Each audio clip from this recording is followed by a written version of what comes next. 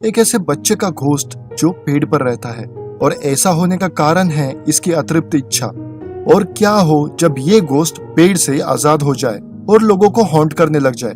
जानेंगे आज की इस वीडियो में जो है मुंजिया मूवी की एक्सप्लेनेशन। और हाँ, वीडियो को एंड तक जरूर देखना, जहाँ एंड में मैंने मुंजा घोस्ट को एक्सप्लेन किया है, जहाँ मैं डिटेल में आपको मुंजा घोस्ट और उससे रिलेटेड फोक स्टोरीज के बारे में बताऊंगा।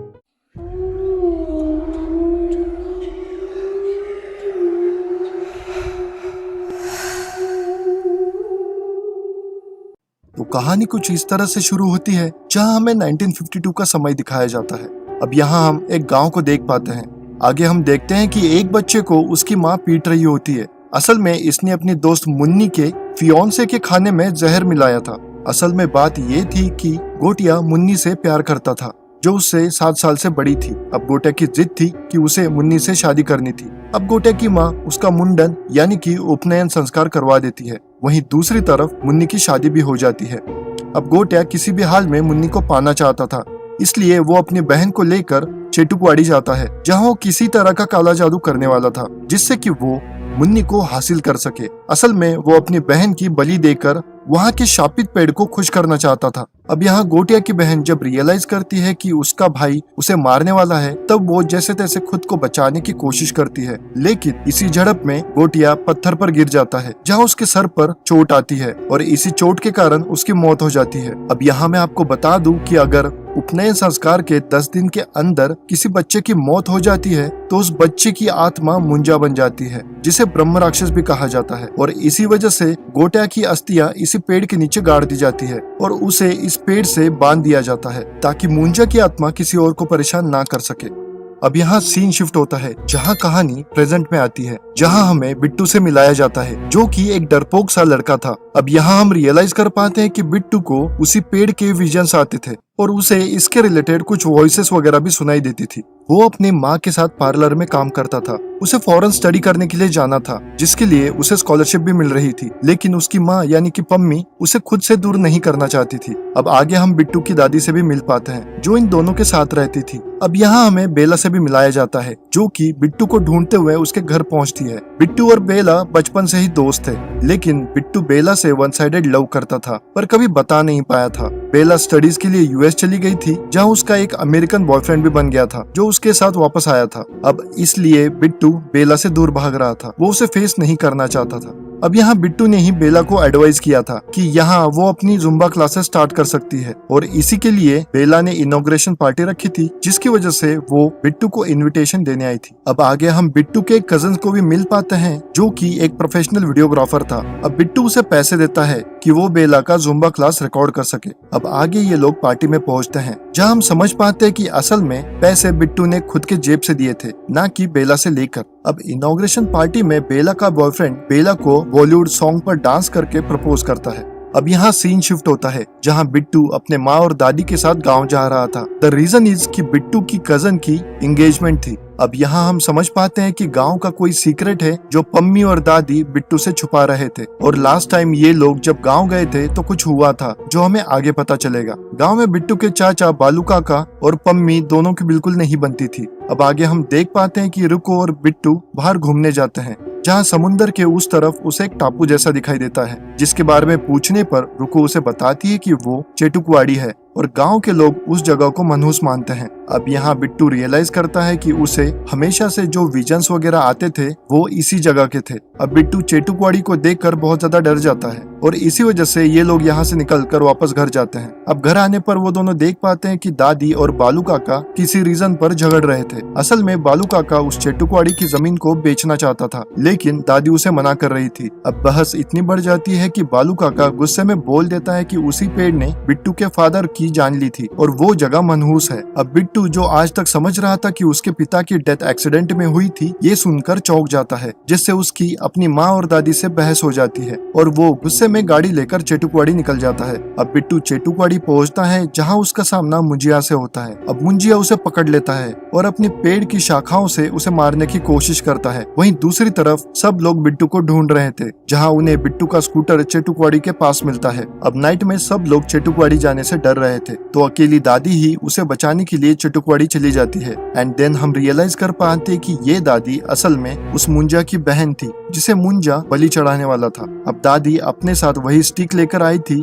जो उसकी माँ की थी, जिससे मुंजिया डरा करता था। अब दादी उसी स्टिक से पेड़ को मारकर बिट्टू को छुड़ा लेती है। अब ये लोग यहाँ से निकल रहे होते हैं, लेकिन तभी मुंजिया बिट्टू के पीठ पर जोर से मारता है, जिससे एक प्रकार का निशान बन जाता है। अब ये लोग चेटुकवाड़ी से निकलकर बाहर आते हैं। तब दादी बिट्टू को बताती है कि वो उसे हमेशा ही बचाएगी, लेकिन इतने में मुंजिया वहाँ आता है और वो दादी को मार देता है। असल में मुंजिया को इस पेड़ से बांध दिया गया था, जिस वजह से उसे बस अपने वंश का ही कोई इंसान वहाँ से निकाल सकता था, और बिट्टू ने अपनी गलती से मुंजिया को आजाद कर दिया था। अब दादी की डेथ का इल्जाम भी बालू, पम्मी और बिट्टू पर लगाने लगता है, तो पम्मी गुस्से में बिट्टू को लेकर गांव छोड़कर चली जाती है। अब बस से वापस आते हुए रात हो चुकी थी। तब अगेन मुंजिया बिट्टू की बॉडी से बाहर आता है और एक आंटी को चुटकी काटता है। बिट्टू को परेशान करने में इसको मजा आ रहा था। अब घर पर मुंजिया बिट्टू को मुन्नी ढूंढने के लिए बोलता है। उसे अभी भी मुन्नी की तलाश थी, जिससे वो शादी करना चाहता था। अब पम्मी को मारने की धमकी देकर वो बिट्टू से मुन्नी को ढूंढने के लिए बोलता है। अब आगे बिट्टू दिन में सोता था और नाइट में मुन्नी को ढूंढने के लिए निकल जाता था। असल में मुंजिया सिर्फ रात में ही बाहर निकल सकता था, ना कि दिन में।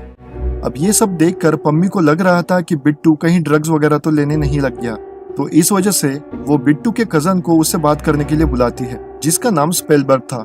अब स्पेलबर्ग इसे बिट्टू का मजाक समझ रहा था, तो वो मजाक में औजा बोर्ड जैसा सेटअप करता है और मुंजा को बुलाता है। वो इस सबको मजाक समझ रहा था, लेकिन तभी मुंजा आता है और वो अपनी प्रेजेंस उसे फील करवाता है। अब ये दोनों मिलकर मुंजिया के लिए मुन्नी को ढूंढने लगते हैं, लेकिन यहाँ पर एक प्रॉब्लम थी। मुंजिया अपनी शादी के बाद उस लड़की की बलि देने वाला था, ताकि वो दोनों भूत बनकर साथ रह सके। अब फिलहाल इन दोनों के पास मुन्नी को ढूंढने के अलावा कोई ऑप्शन नहीं था, पर बहुत कोशिश करने के बाद भी मुन्नी की कोई डिटेल नहीं मिल रही थी। अब बिट्टू को आइडिया आता है कि मुंजिया और मुन्नी दोनों गाँव में साथ रहते थे, तो शायद वहाँ से उसे कुछ पता चल सके। अब वो दोनों रुको को कॉल करते हैं और मुन्नी के बारे में पूछते हैं, जहाँ उन्हें पता चलता है कि मुन्नी की पूरी फैमिली तभी शिफ्ट हो गई थी। अब रुको को अपनी दादी के सामान में एक तस्वीर मिलती है, जो वो बिट्टू को भेज देती है। अब ये लोग देखते हैं कि मुन्नी का फेस बेला के फेस से बिल्कुल एग्जैक्ट मैच कर रहा था, यानी कि मुन्नी बेला की दादी थी। अब आगे ये लोग बेला के घर जाते हैं, जहाँ वो मुन्नी से मिलते हैं, जो अब दादी बन गई थी। अब असल में हुआ ये था कि मुंजा तो अभी भी छोटा बच्चा रह गया था, लेकिन मुन्नी अब 90 साल की बूढ़ी औरत हो चुकी थी। अब इस मुन्नी को देखकर मुंजा का प्यार गायब हो जाता है। तभी बेला अपने घर आती है और मुंजा बेला को देख लेता है और उसके प्यार में पड़ जाता है। द रीजन इज कि बेला सेम टू सेम मुन्नी जैसे दिखती थी, जैसे कि उसकी पास की तस्वीरें थी। अब बिट्टू ने मुंजिया को यहाँ लाकर बहुत बड़ी मिस्टेक कर दी थी। अब ये सीन शिफ्ट होता है, जहाँ पाजी बिट्टू को एक मॉडर्न तांत्रिक बाबा के पास ले जाता है। ये पादरी पहले का एक्टर था, जो स्टेज पर लोगों को भूत भगाने की एक्टिंग करता था। असल में उसका मानना था कि ये सारी चीजें बस दिमागी ख्याल होते हैं। अब बिट्टू इसी ढोंगी समझकर यहाँ से निकलने लगता है, लेकिन तभी पादरी बिट्टू के पीठ पर निशान देख लेता है और उसे बताता है कि ये तो मुंजा का निशान है, जबकि बिट्टू और पाजी ने अभी तक इसके बारे में कुछ नहीं बताया था। अब वो बताता है कि उसने इससे पहले भी मुंजा को खत्म किया है। ऐसे बोलकर वो उन्हें सब बताता है कि मुंजा को कैसे मारा जा सकता है। मुंजा मोस्टली रोमियो टाइप का होता है। इसको अपनी पसंद की लड़की से शादी करनी होती है, जिसके लिए उसे एक बकरी की बॉडी में आना पड़ता है। फिर शादी के बाद वो दुल्हन को जान से मरवा देता है और उसके बाद दोनों की आत्मा हमेशा के लिए साथ रहती है। अब पादरी यहाँ उसे बताता है कि जब मुंजा बकरी के शरीर में एंटर करता है, तब उसे मारना बहुत ज्यादा आसान हो जाता है।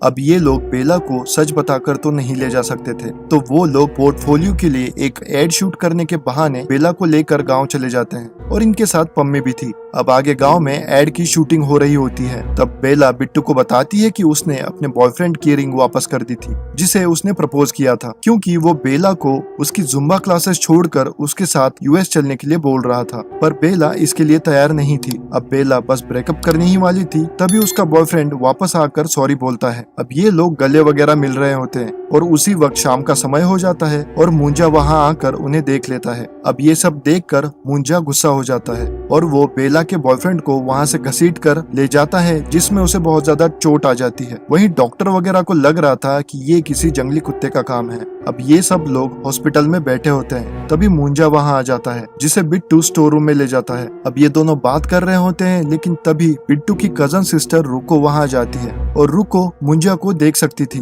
द रीजन इज कि वो भी उसी फैमिली से बिलोंग करती थी। अब रुको उसे देखकर डर जाती है और यहाँ ये लोग प्लान करते हैं कि उन्हें जल्दी ही मुंजा को खत्म करना होगा, नहीं तो वो किसी और को भी चोट पहुंचा सकता था। अब बिट्टू प्लान बनाता है कि वो बेला को नारियल पानी के बहाने ड्रिंक करा देगा और नशे में उसे चेटुकवाड़ी ले जाएगा। तब बेला को नशे में पागल बनाना इजी होगा। वहीं दूसरी तरफ पाजी एक बकरे को लेकर आता है, जिसमें मुंजा को ट्रांसफर करवाना था। अब ये सब लोग चेटुकवाड़ी पहुंचते हैं, जहां शादी के लिए बकरी के सिर पर उनके ही वंश के खून से एक मार्क बनाना था, पर वो मार्क किसी और की बॉडी पर नहीं होना चाहिए, नहीं तो आत्माएं एक्सचेंज हो जाएगी। अब बिट्टू अपना हाथ काटता है और बकरी के सिर पर मार्क बना देता है, जिससे फिर मुंजा की आत्मा बकरी के अंदर आ जाती है। अब बिट्टू बकरी को मारकर मुंजा को खत्म करने ही वाला था, लेकिन तभी बेला अपने फोरहेड पर भी सेम मार्क बना लेती है, एज ऑफ वो नशे में थी। और मार्क बनाने की वजह से बेला की आत्मा बकरी में और मुंजा की आत्मा बेला में घुस जाती है। अब मुंजा बिट्टू से गुस्सा हो जाता है। तब ये लोग बकरी को लेकर चेटुकवाड़ी से भाग जाते हैं। रास्ते में इन्हें बालू काका मिलते हैं, जो अपनी बकरी को ढूंढ रहे थे। अब वो इनसे इस बकरी को छीन लेता है और चला जाता है। अब ये बकरी वापस लेने के लिए ये लोग पम्मी के पास जाकर उसे भड़काने लगते हैं, लेकिन तभी मुंजा बिट्टू को मारने के लिए यहाँ आ जाता है, जो कि बेला की बॉडी में था। अब ये लोग यहाँ से जैसे तैसे भागते हैं और बिट्टू पम्मी को सारी हकीकत बता देता है। तभी राइट टाइम पर पादरी वहाँ आता है, जो किसी तरीके के पाउडर से एक राउंड बना देता है और मुंजा को उस सर्कल के अंदर कैद कर देता है, जिससे मुंजा इस सर्कल से बाहर नहीं निकल पा रहा था। अब पाजी और रुको यहीं पर रुके होते हैं। वहीं दूसरी तरफ पम्मी और बिट्टू बकरी लेने जाते हैं, जिसमें बेला की आत्मा थी, जहां उन्हें पता चलता है कि उस बकरी को बालू काका ऑलरेडी मारकर खा चुके थे। अब पकाकर खा ली है तो आत्मा गायब हो जानी चाहिए थी, लेकिन पादरी यहाँ उन्हें बताता है कि बकरी खाने की वजह से बेला की आत्मा बालू काका के शरीर में है। अब इस चक्कर में ये लोग बालू काका के फोरहेड पर सेम निशान बनाते हैं। तभी मुंजा सर्कल से बाहर निकलकर वहाँ आ जाता है और इस मोमेंट पर पाजी भी वहाँ आ जाता है, जिसके हाथ में बकरी थी। असल में बालू काका ने कोई और बकरी खाई थी। अब तीनों सिंबल वाले लोग साथ आने की वजह से फिर से इनकी आत्माएं एक्सचेंज होने लगती है, जिसमें मुंजा की आत्मा बालू काका में आ जाती है, वही बेला की आत्मा बेला के शरीर में। अब मुंजा यहाँ पर इन सभी को मारने लगता है, जो कि बालू काका की बॉडी में था। अब आगे वो बेला की बलि देने के लिए उसे उसी पेड़ के पास ले जाता है। वहीं दूसरी तरफ बिट्टू हारा हुआ फील कर रहा था, जहाँ उसकी दादी की स्पिरिट आकर उसे हिम्मत से फाइट करने के लिए बोलती है। और यहीं समंदर के पास उसे अपनी दादी की वो स्टिक मिलती है, जिससे मुंजा डरा करता था। अब बिट्टू चेटुकवाड़ी जाता है और वो मुंजा से उस स्टिक से फाइट करने लगता है, लेकिन तभी मुंजा रियलाइज करता है कि जब बिट्टू उसे मार रहा था तब उसने उस स्टिक से मुंजा की पीठ पर वो जेड का निशान बना दिया था। अब बिट्टू सेम निशान उस पेड़ पर भी बना देता है, जिससे कि मुंजा की आत्मा इस पेड़ में ट्रांसफर हो जाती है। अब मुंजा की आत्मा उस पेड़ में कैद हो जाती है और बालू काका भी ठीक हो जाते हैं। अब मुंजा, जो कि पेड़ में ट्रांसफर हो गया था, पेड़ की शाखाओं से बिट्टू को मारने की कोशिश करता है, लेकिन तभी बेला पास पड़े केरोसिन से उस पेड़ को जला देती है और फाइनली मुंजा को खत्म कर दिया जाता है।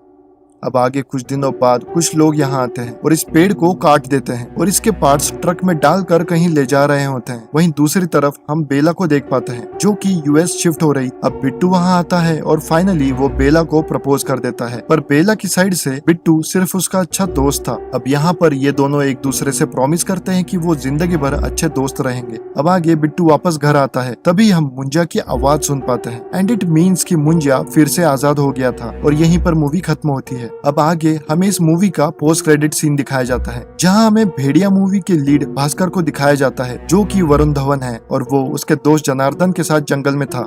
जनार्दन उसके लिए अंडरवेयर वगैरह लेके आया था। अब यहाँ हम अंदाजा लगा सकते कि भास्कर फिर से भेड़िया बन गया होगा, जिससे उसके कपड़े फट गए होंगे एंड जनार्दन उसे ढूंढते हुए जंगल आया था। तो ये थी मुंजा मूवी की कहानी। वीडियो अच्छी लगी हो तो चैनल को सब्सक्राइब करें और इस वीडियो को शेयर करें। और मुंजा घोस्ट के बारे में एक डिटेल वीडियो मैं अपने चैनल पर जल्दी ही डालूंगा, जिसके लिए चैनल को सब्सक्राइब कर ले।